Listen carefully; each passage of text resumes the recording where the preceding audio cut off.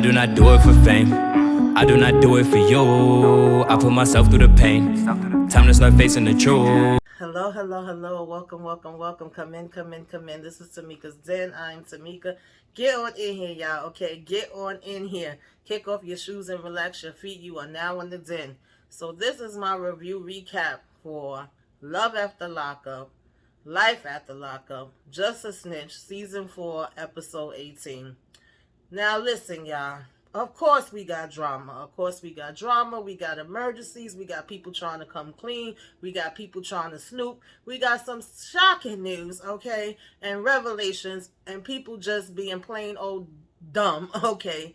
And then acting as if after they do dumb things and, you know, they have to pay for their actions. Well, how did I get there? Why did this happen? I don't understand. This wasn't supposed to be. I don't know what else I'm supposed to do. Okay, that is basically what we are getting, y'all. Let's go ahead and get into this episode. So, child, we started out this episode. We at Amber house, right? Poppy and Amber go back to her house because Poppy don't want to be home by herself. You know, they walk in and they see Queen there, and she's like, what's going on? What y'all up to? Where y'all coming from?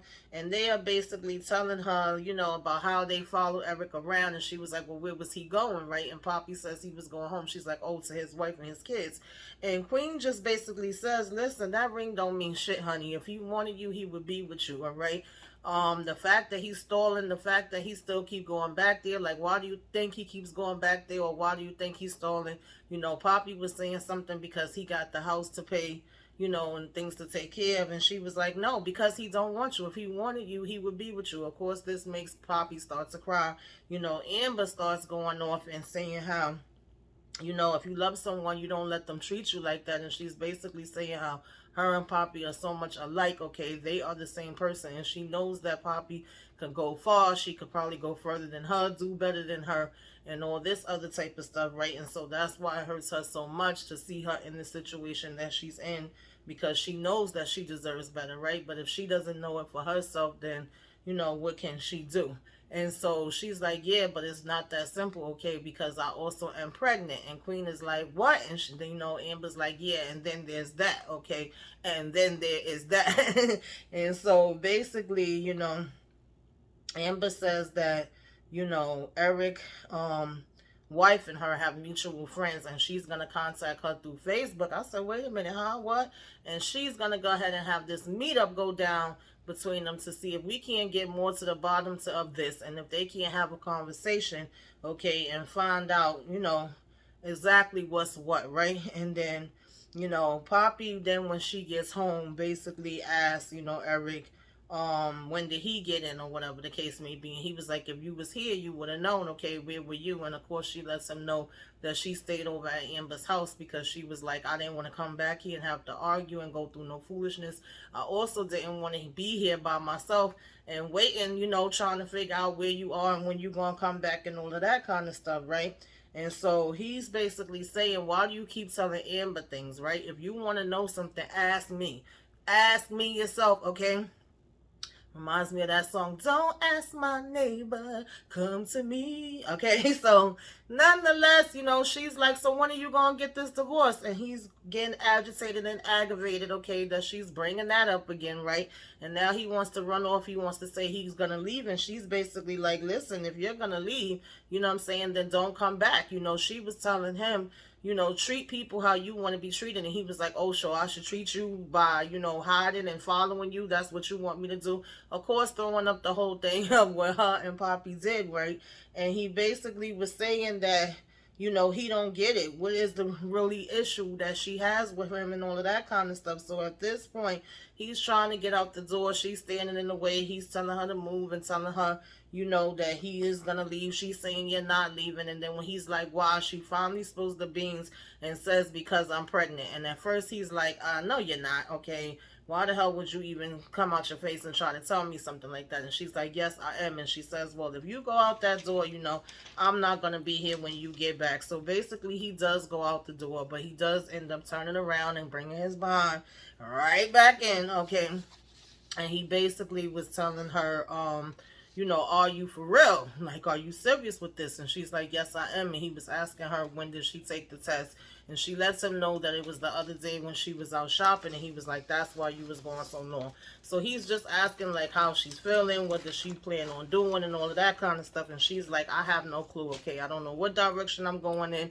I don't know what's happening between us. You know, you don't seem like you even want to be with me. He's saying, you know, yeah, that he does. And she's saying that she still have to go to the doctor, get tests done, do an ultrasound and all that kind of stuff. You know, Amber made her, you know, take this test and bought the test immediately when she was telling her that, you know, she was late.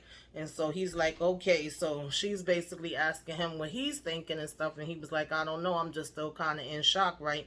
And of course, they asking him behind the scenes how he's feeling. And he's like, you know, he really don't know. It's like they jump from one thing to another. Is still a lot to figure out, or whatever the case may be. He doesn't know how to feel, because one minute he's arguing and the next minute is like, you know, wait, what?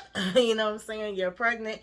And so that pretty much was what was going on with them. But I can say, guys, sometimes Eric gives me a little bit, besides him just being an a-hole and being, you know, very manipulative and all of that other stuff that I already talked about in my previous, review. Sometimes I'm wondering if it's more than just a, how can I say, like a verbal type of abuse and mental abuse, right? If it actually ever gets physical. I don't want to put it out there, but he gives me those vibes sometimes as well. So nonetheless, you know, we will be keeping an eye on that. Now, next we got Chaz and Broadway. And my only reaction to this, really it wasn't much to this, is, why are you still there, Chaz? Why are you still there? I was like, is this man still here? You know, he basically is sitting here and he gets this text that's saying, you know, look online that Broadway is back to her old ways and her old tricks, honey, okay? And so he's like, who the heck is this and what are they talking about? And he's saying how, you know, he haven't been hearing from her much. He basically just been there by himself. And my thing is, Chaz, she warned you of that. She said she was going to be busy. She said she wasn't going to have time. She said she had school. And that's why she told you not to stay, and why you literally had a whole damn breakdown because you was mad at the fact that she told you not to stay. And you basically, like, for what reason, I have no clue, still stayed, and now we're going to complain about the fact that she's literally not being able to be there with you the way she already told you that she was. I mean, you left us last week saying, you know, obviously she's not all in this. For the first time, I'm looking from the outside and I see that this is a damn mess, okay, and that she is not really in this the way that I am, and you putting your ring down and boo-hooing against the wall and all of that. So I'm confused as to why you are confused at you not hearing from her right now, you know. But he looks online and he says that she's updated pics in the last 2 days, and he's basically like, that's interesting, because all before this site had not been, you know, updated in any way, okay, since she had been locked up. And that when she was locked up, she had basically told him if he wanted to see certain pics of her, he could look up there at them, right, that this was something that she used to do. And he says that he trusts her, but trust, okay, and verify is what he learns in the, you know, it's a saying from the Marine Corps or whatever the case may be, right? And then he's asking this person who they are, and he's like, well, you know, this is not somebody that's familiar to me. Maybe they just trying to play some type of prank. You know, maybe they're jealous and they're just trying to start some mess or whatever the case may be, cause problems between us. So I'm not gonna, like, really, you know, jump to anything specific right now where this is concerned, right? I'm still her husband or whatever the case may be. And the one thing that I know is that, you know, she has not given me any reason not to trust her so far. But it would be nice as her husband if he was getting text messages and calls at a bare minimum, okay, even if he can't see her, you know, in person. And I'm just like, Chaz, whatever, okay? Like, I'm trying to be understanding to you, but it's only but so understanding that I could be, because you are literally setting yourself up. The proof is in the pudding, and, you know, I don't know what else could be said. So, you know, then he was reading off the description that she was saying that she's into fully nude entertainment and she's sexually, you know, insinuous, and that she charges $140 for a half an hour, $270 for an hour. He's like, are you freaking kidding me? He was like, you know, she been sitting here basically acting like she's this angel, but here she is on this site. And so he was like, why would you be editing a damn, site? And he says, yeah, she says she's been busy and she's been going to meetings at night. I wonder what these meetings are, honey. Okay. So I said, messy, messy, messy, but not shocking or surprising. We then seen her going to this cafe like she's basically going to be there. And, we're hearing him say it could be a jealous girl, it could be a jealous ex, and all of this different kind of stuff, right? And at the same time, we're seeing her taking out this laptop like she's going in there to study, right? And, we also heard her talking about the fact that she had this ex or whatever the case may be that she's been talking back and forth with. And she gets a call from them and whatever, right? Which is the same person that had ended up calling her that day saying that they just got out and they wouldn't mind seeing her and having a conversation with her and hooking up with her, right? And so obviously Broadwin is not all what Broadwin makes it out to be, right? Like I said, nobody is shocked by that. We all saw that and we all know. And I thought Chaz had finally knew that she basically don't want this man. This is like one of the biggest wastes of a couple on Love After Lockup that I have ever seen. Okay, let's just be real. And she meets up with this other friend that basically lets her know that basically the person that is sending Chaz these messages is somebody named Tony. And Tony apparently is an ex of the girl that is her friend, her ex's friend, and has always been mad with them, don't like them or whatever, jealous of Bronwyn, thinks that Bronwyn got with him before, whatever it may be. And so she tells her how she's been sending him messages and then says that Chaz has actually been sending them back. And now Bronwyn is going to do what all manipulative people do when they are caught out there and they're in the wrong about something. I mean, granted, if you don't like that person and that person is sending you messages, you're going to be like, well, what are they sending messages for? And how do you know? That would be a natural reaction, okay? However, once the girl is like, well, I don't know, and you know how she get down already, right? And she told the guy, so therefore, that's how she found out about it. The fact that Bronwyn, out of all of that, okay, instead of actually calling up Chaz and finding out what exactly is being said and sent and whatever, goes, oh, yeah, well, I can't trust him, and why would he be messaging the person back? That's not a good look, and of course the friends don't really want her to leave and don't really want her to be with him anyway. So you have this friend that's basically saying, oh yeah, what's that about? What is he messaging her about? Hello, how did she get his number to come out and message him? And what is those messages about? That would be my bigger damn question, okay? And so, she's saying how she can't trust him or whatever. Now, the one thing I do agree with her with, she says she got a notification from her email, like if somebody was trying to sign into it and they couldn't, and she hit him up like, are you going into my email account? And he basically was saying, oh, your old Gmail account or whatever it was. And she was like, oh, it's not an old one, it's actually a new one, okay? So she was like, the fact that he is saying here trying to go through her stuff and be sneaky and that overbearing stuff or whatever the case may be, she really don't like. I absolutely agree with her there, okay? But you should have nipped that in the bud and made sure that it wasn't that type of situation from beforehand. So, again, sometimes we set our own selves up for stuff, right? Because she basically, had met the friend to say, you would never guess who called me, YOLO, he called me, he's out now, and she was all excited about that, saying that this was her ex-boyfriend that she was very serious with, and she got this big smile on her face that we've never seen her, have with Chaz. So, I just wish that she would be honest with herself, be honest with him. She talking about her heart stopped and she had this big smile around him. He's so super funny and they were inseparable. They had this great vibe, and just the way she describes him, the way she's talking about him, the way she looks while she's talking about him.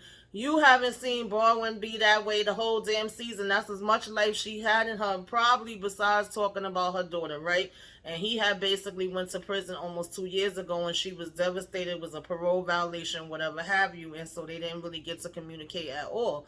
And she has more enthusiasm when it comes to that part than any daggone thing else. So then to hear, this about Chaz, and she's already in that state of mind and she don't already really want to be bothered with him anyway, I feel like she's just kind of using that excuse, even though in all actuality, Chad should freaking just be gone now, okay? Like I said, I'm not gonna even argue with that point, but it's like we all know that she didn't want him anyway. She gave him some damn pity sex. She thought that by her giving him the pity sex, that was gonna make him up and leave, and he didn't. And she's saying that he's even needier now, and she wants to go and be able to have this good life and all of this kind of stuff, right? But at this point, she's just like, he's not giving her the space and stuff like that she needs. So she really don't want to be bothered, long story short. That's what it is. And she's stressed out and she's miserable now behind it. And so, even her friend is saying, like, I like seeing her happy. And when she's talking about this, she actually seems happy. There's a spark. There's love there. He's a rock star. He's amazing. So apparently they would definitely much rather that she get with that guy than be with Chaz. And then that's when the friend decided to be like, oh, you know what, this Tawny chick or whatever is actually messaging him. And so that's what we basically have with them guys. And Chaz had ended it off by just saying that when it's all said and done, he do still trust her, and he would rather sit down and be able to have a conversation with her and get to the bottom of what exactly is going on here. We shall see, right? That's all we could do. So next up we had freaking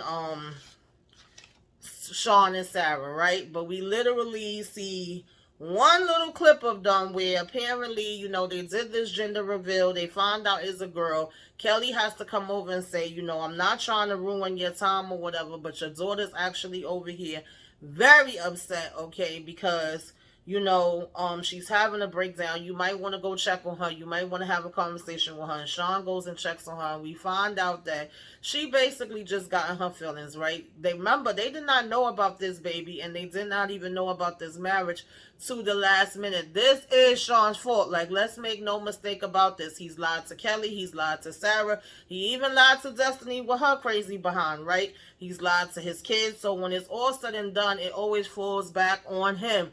And he put this on them at the last minute and then invited them here. So I get the emotions and the fact that, you're trying to be here and you're trying to say that you want to make amends, but at the same time, before you could take one thing in, something else is happening. And sometimes you can't help the way that you feel or that you're going to react to something. You may not even know that it's going to make you feel that way until when you get into that moment. And so I get that, and I thought that it was right for him to step outside with her for a minute. And I could understand Sarah being the one that's here, pregnant, and it's her wedding day and feeling like, okay, what the heck is going on here? It's my wedding day. I'm trying to enjoy myself. What is the drama? One minute we was happy, we was cutting cake, and the next minute, it's like all hell is breaking loose or whatever the case may be. And she's just trying to figure it out and see what's happening. And she's like, see, this is why I didn't want nobody else coming, because I didn't want to end up with no damn drama on my wedding day, right? And she has a right to feel that way too when it's all said and done. Because they had went up and had they dance, and then they was cutting the cake, and Sean's daughter had no ideas. Like, I'm already here for this wedding. I'm seeing you do the dance and all this other stuff, right? And now y'all decided to make this wedding cake a baby reveal cake, of which y'all was having, which was actually kind of weird to me anyway. I'm just like, okay, but to each their own.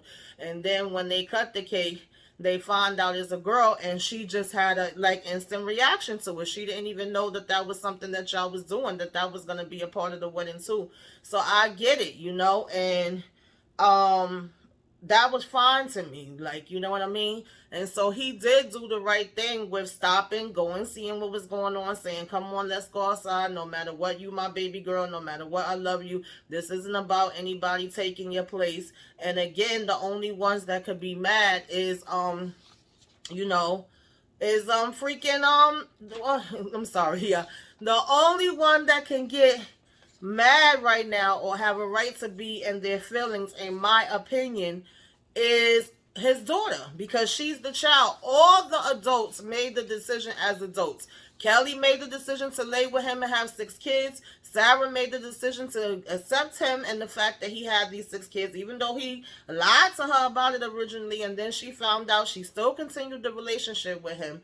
And that's that on that. Like, nobody else shouldn't be saying nothing. But then, for whatever reason, they cut it off, and that's the only part that we see is when he taking her outside, y'all. And they move on to damn Kevin and Tiffany, who I could care completely to, you know what's about. I was like, are y'all serious right now? Why are we moving on to him? So we gonna put Sean and Sarah on hold for a minute, and we gonna knock their asses out the way. Kevin and Tiffany basically are waking up. They're laid up. They're in the bed all of a sudden, lovey-dovey, okay, even though she trying to act like she still got a damn attitude. And basically she starts to talk about, did you speak to your mom? He says, yeah. You know, she's like, she's still mad, she's still in her feelings, she's telling you to leave me, what's what. And she was like, you know, maybe we should go ahead and go to church with her one day since she loves church so much. And he basically was like, you know what, that's not a bad idea, maybe we can do that, okay? And then she says, you know, they have been hitting up these people with this dating thing that they've been doing, right? So she basically was like, you know, maybe they can meet up with one and have some lunch or something like that today, right? And he says, cool. So he says, well, we need to have a signal for when one of us are ready to go. And he decides that he has this shirt that you could put different patches on, and that he would move the patch, like this red patch, right, in order to let her know that he is ready to go. So they say, okay, cool, that works for them, right? Now, mind you, Kayla is driving, and she's talking about how she's on her way to meet him to talk about them building, right? And she's talking about that he may not be ready, you know, but eventually it will happen or whatever, right? And she will be there and ready for him when it happens. And so when Kevin and Tiffany are literally walking out the house, Kayla is already there parked outside his house, right? And you're gonna tell me that he cannot see her in plain damn sight. He don't know her car and he don't know her face right there in his damn face. Okay, we gonna play with that one, right? And so she's seeing them driving off, and she basically follows them there. They're on this date or whatever, right? The girl comes over, she's sitting at the table, she's telling them how she's a dominatrix, how she loves going to, you know, strip clubs. She's asking them what kind of stuff they're into. You know, she's saying the different stuff that she could be able to do. And all of that. And so all of a sudden Kevin's phone started ringing, and you know, Tiffany know what time it is. She like, is that Kayla? And he makes up a story about it being his friend. And he go on this bathroom like, this crazy bitch. She was like, Kayla is basically sending me messages. And he's like, you know, it gotta be some kind of tracker on me because she sent me pictures of us sitting outside or whatever, right? And then of course his phone starts ringing, and it's her on the phone. And so she's saying, well, what's going on? And he's basically like, I don't know, you tell me what's going on. And she's like, yeah, I see you and this chick, and y'all got somebody else there with y'all. And he's like, yeah, we talking business. She's like, well, why don't I come and join the conversation, okay, and talk with y'all too? And he basically was like, nah, we on some grown-up stuff, you know what I'm saying? And we do not need no altercations. And she's like, we'll see, bitch. And so when she hangs up on him, he's basically like, who's she calling a bitch? Who you think, Kevin? You the only damn one there, boo. It's you, all right? And so she basically was saying she could go take them down right now. She could blow up their spot. She could approach them. She's like, you know what? I wouldn't even mind joining in on a threesome or whatever the case may be if he would have never lied to me. And so basically he switches the tags on the shirt, you know, so that she could know that they ready to go. And you know, and while he was in the bathroom talking, the girl was even saying like, honey, you know what I mean, I can do some things to you, all right? And Tiffany was just saying that she was glad that he switched the tags, right? She did notice it, and she says because she wasn't really vibing with her, but she was like, hey, you never know, that might be somebody, like, I'll hold on to that number, honey, because we could go ahead and gang up on him, you know, later on. And Tiffany just says that she has this plan, okay, that she will be able to pull out something on that ass, okay, a little later on down the line. And so that was basically what we got with them. And I was like, do we really need to interrupt, you know what I'm saying, the drama to go over to them, you know? I guess, because, you know, they love to stretch out anything that has Sean, Sarah, and Destiny, honey, okay? They like to play around. So moving on from that, we had got to, you know, Lindsay and Deontay, which really at this point is not doing too much or giving too much either.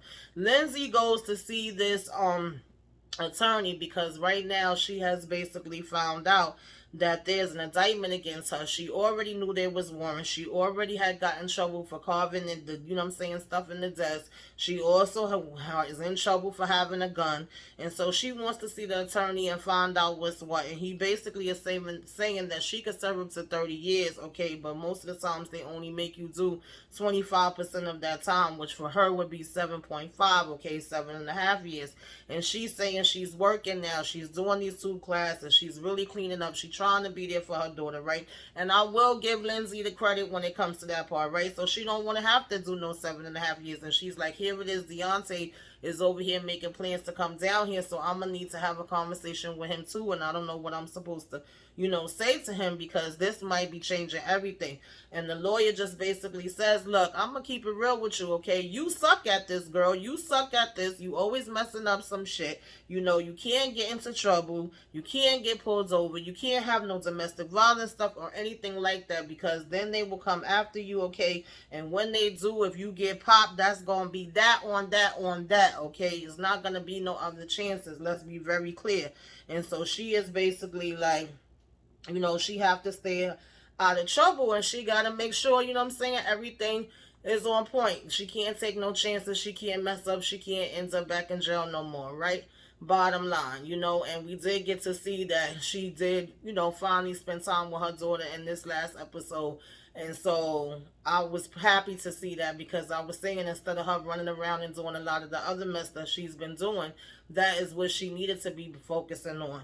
And so unfortunately, this is not making Deontay look good in this situation, because Lindsay is stepping up and she is doing what she has to do. And even though I think it's been very clear to us that this guy Blaine wants her, she has not shown us anything so far, okay? Let's keep it clear, so far, that says that she's messing around with him in any other type of way. We have been seeing her spend time with her daughter. We have been seeing her, trying to talk about work and school and things of that nature, right? But Deontay is looking at it, worrying about whether she's with Blaine, whether she's with some other dude. She's not answering his calls as much and all of that kind of stuff. And she's trying to have this conversation with him and just basically let him know what's going on. And he's like, so you gotta turn yourself in and go back to jail. And she's like, yeah, I'm not thrilled about that, and she said that she didn't want to have to tell Deontay that she's facing any more, time or whatever the case may be, right? And she'll deal with it when it happens. And so he's telling her that he's trying to come up for the weekend and see her for her birthday because he missed her. And she's like, well, come on, and basically laughing or whatever, right? And then, she's like, he says, all right, I'll see you soon. And she said, yeah, bring your ass to Mississippi. So Blaine, he over here making faces in the background while they're talking, and she was telling him about the job, saying, well, technically I got a job, but I'm working with Blaine, well, I would have to probably be calling him my boss, because he's the one that's in charge, and he's like, yeah, a job, or whatever the case may be. And then she's like, yeah, and he was like, well, I'm proud of you, that's what's up. And so he basically was like, saying how they go days with, she says if they go days without talking, it's because she's busy and she's trying to see, get her things straight in her life or whatever the case may be. And he was saying, I see you post on Facebook, so if you could post on Facebook or whatever the case may be, why can't you take a couple of seconds up to hit me up? And so she's bringing up again just what she already said to her mother before, like, listen, I'm going to need you to trust me. I'm going to need you to stop pointing stuff out. She's like, this is starting to feel like he's clingy and it gets to be too much and all of that kind of stuff, right? And she was like, I'm just getting kind of frustrated right now.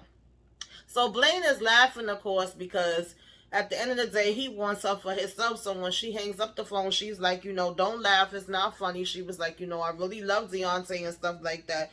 But it is getting to be where it could be very overwhelming. And, she is starting to get annoyed because he likes blowing up the phone all day or whatever and leaving like 8 messages. And he's getting super serious and he's basically getting in his feelings. And so Blaine basically was like laughing and saying, yo, he's trying to get in touch with you. You know what I'm saying? Harder than a damn dope man. So I said, listen, I guess Lindsay had that stuff. That guy, Deontay out here strung out, baby. So then we see Deontay with his friend, and, of course his friend gonna keep it real with him. He gonna let him know what's what. He's saying to him, like, Why it always got to be these jail girls, okay? Why you out here running down people, whatever? What's going on? What you trying to do now? And Deontay's telling him how he about to go take this trip and go up there to see her, and how when she was in jail, she would call 5-6 times, but now sometimes he could barely get a message back. And his friend is saying, listen, ain't nobody that damn business. He was like, listen to your brain. What is your brain telling you? Act like you got some damn sense. He basically was like, if somebody take an hour to text me back, sometimes I'll get pissed, let alone 24 hours. And I get what his friend is saying, but I do feel like his friends don't know like the whole story and the whole picture. And the fact that, like I said, we haven't seen anything else of Lindsay to make us feel like she out here doing any craziness. She actually has been being on point and doing what she's supposed to be doing, from what we see, from what they show us, from the way they edit it. Of course, it could be a whole nother scenario. And so when it's all said and done, you can't be mad at her for her wanting to spend time with her daughter. You can't be mad at her for going to school or working. If she cheating, if she playing games, yeah, you can't be mad at her for that. And Deontay does say, well, she do have a daughter that she done missed all these years with, okay? She trying to get a relationship with her and spend time with her. And Deontay talking about, give me some credit. Y'all be acting like I'm so stupid and I'm so messed up. The friend was saying that he only want to go out there to fight. And he's like, nah, I'm not trying to go out there to fight. He was like, now if somebody step to me, I'm going to do what I got to do. But that's not what I'm going out there for. And I guess if he get out there and he sees that, it's not for him or whatever the case may be, then he would go ahead and leave. So he say, right? And so his friend was just like, yeah, just promise me that if it's not what it's supposed to be, you let her know what's up, you let her know what you want, you let her know what you expect, and if it's not that, then you bring your damn behind back home, And of course his friend was saying to like all of us that he don't get it, okay? He was like, you dust your ass up, you get up and you come back home, and that's it. And when he comes back, he will still be there for him as his friend. And I'm like, yeah, I get it. I'm like, I'm with you. We with you. We riding. We hear you. We understand, what I'm saying, where you coming from. Because he was telling Deontay the way she's acting, it makes it seem like she don't care about your feelings. And if she don't care about your feelings, then she's not the one for you. So basically, what I'm saying, that was pretty much that with that. He was like, then she ain't worth it, because he was basically saying, of course, Deontay is a good person in his eyes, right? And his friend, so that's the way he gonna feel, and he ain't gonna want him to get her, and he ain't gonna want, him to be in no bull crap. Anybody could understand that, right? And so now we get back to Sean and Sarah, right? And so Sarah mama want to come over and question Kelly and have an attitude and be mad. Oh, how dare they? Oh, she married him and now we got to deal with this drama of this lady that he married and his kids and blah, blah, blah, blah, blah, blah, blah. Listen, I get it. It's bad timing. It's a bad place. But yes, mama, you do got to deal with it. You do got to deal with it. And I get that you don't like Sean, and neither do we. But at the end of the day, that is his damn daughter. And if she having a moment and he want to take a moment to go outside with her, how the hell does that mean for you to take your behind over to confront Kelly and want to act like if you about to fight, they got to calm you down and tell you to go outside and smoke a cigarette and you the oldest damn one in there? Act like you got some damn sense. Like, what was you really supposed to do? Then if Kelly would have whipped your behind, she would have been in the wrong. What you should have did is walked outside and maybe talked a little shit to one of your cousins or your damn boyfriend or whoever and vent for a minute that you didn't like what was going on outside where nobody could hear you smoking on your damn cigarette. You should not have been going to confront Kelly about nothing, period, point blank, whatsoever. I don't give a damn how much you don't like freaking Sean. That was out of line in my opinion. And Kelly and Sarah is both saying this is nothing personal. This doesn't have to do anything with Sarah. This is just how she's feeling, and she didn't know she was going to feel that way. She got caught up in the moment, and so they're taking a moment to be outside. Nobody's coming here to disrespect your daughters. Nobody's coming here to fight your daughter. And even Sarah's saying, I completely get it. I understand. She's telling her mom to calm down. She's telling her mom to go take a walk. So I can appreciate Sarah being a grown-up in the situation, too. She was like, I didn't know that she was going to be reacting that way because she was confused as to what exactly was happening at first as well. And she was saying, I apologize for my mother. You know what I'm saying? She was like, she's just trying to be protective of me because, she feels like y'all trying to come here and throw some stuff on me. And she even stepped outside for a minute and was talking with them as well, too. And was saying to, his daughter that she understand where she coming from. And she was like, my father's not even here with me at this wedding right now. And she says, she hopes that they will get to a point where Kelly and Sean can actually put their things to the side or whatever the case may be, right? And focus on their kids. And that is exactly what they need to do. I mean, at the end of the day, Kelly already been focusing on the damn kids. It's Sean who needs to step in and step up if he's serious about it. And unfortunately, y'all was supposed to be doing that before the marriage happened, okay, and before inviting them to the wedding, but y'all didn't. So now this is the outcome that we're at. They're not going nowhere. These is his kids for life. You married a man that has 6 kids, so therefore this is what comes along with the territory. Period. Everybody has to be a freaking adult here that's an adult. What else is there to talk about? We could sit here and point fingers all day and say who's right, who's wrong, who shouldn't have did this at this point. Who gives a damn? You still got those 6 kids that's there, and you still got a whole new baby that's about to come into the picture. It's a matter of what are y'all going to do about it now from this point. That's it, So in the meantime, we see Destiny in the hospital or whatever. Her husband is there. He actually gets there before her. He meets them there, and, he's actually a good-looking man, side note, okay? He's a good-looking man. He seems nice. He made sure he was there before her. He brings her upstairs. He's concerned because she's only 7 months. But they find out that is actually a false alarm. She's able to leave, and he's just saying that he's really glad to see her. He was glad that he was able to get there and be with her, and he's saying that he's known her whole life, his whole life. So I was like, I got questions.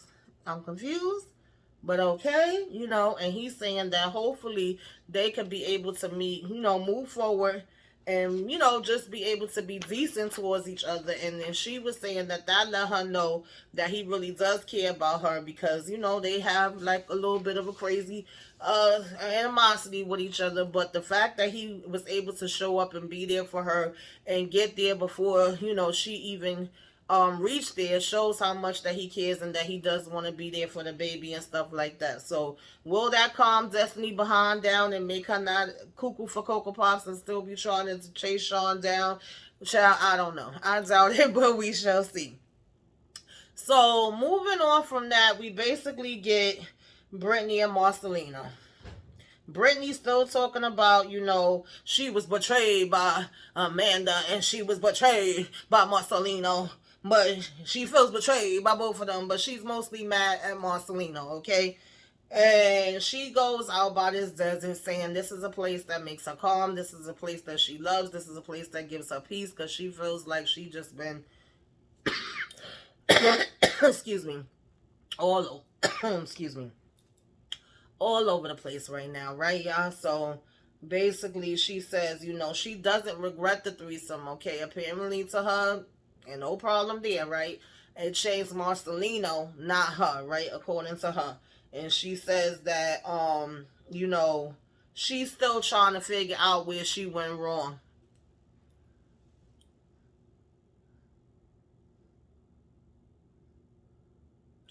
You don't know?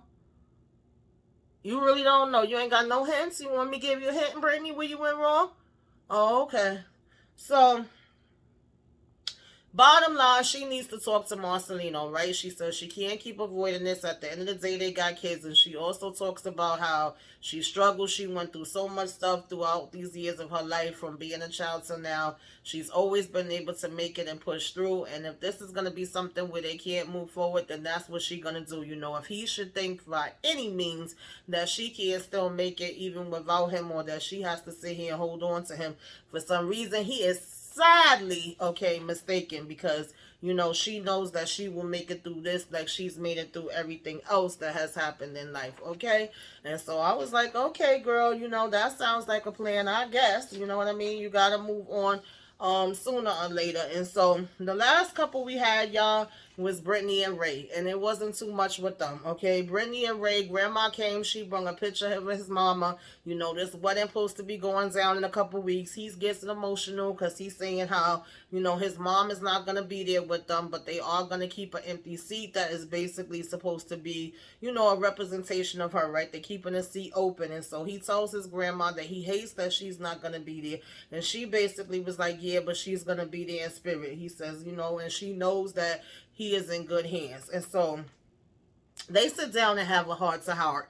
And grandma is saying, you know, don't start nothing you can't handle. She's like, most relationships end, you know, from somebody being a cheater or money problems, okay? And grandma talking facts on facts on facts where that is concerned. He's agreeing, like, yep, you right about that. So I knew that this was going to be a segue for him to get into the whole, you know, the prenup shit, right? And so basically she says, do you think you're ready? He says he's nervous. She says that's understandable. You know, he even goes into how it was basically you know, the tables was turned. He thought the mother was going to be the one to tell him no, but it was the father as far as him asking for the blessing. And she says she could understand that because this is the baby girl, right? We going to act that way with our baby girl or whatever. And, you know, he only wants what's best for her. So I love the relationship that Ray has with his grandmother. I think it's so sweet. And I know she's very protective of him. And I know sometimes, you know, just with her being old school and stuck in her old ways, she can come off in a certain way.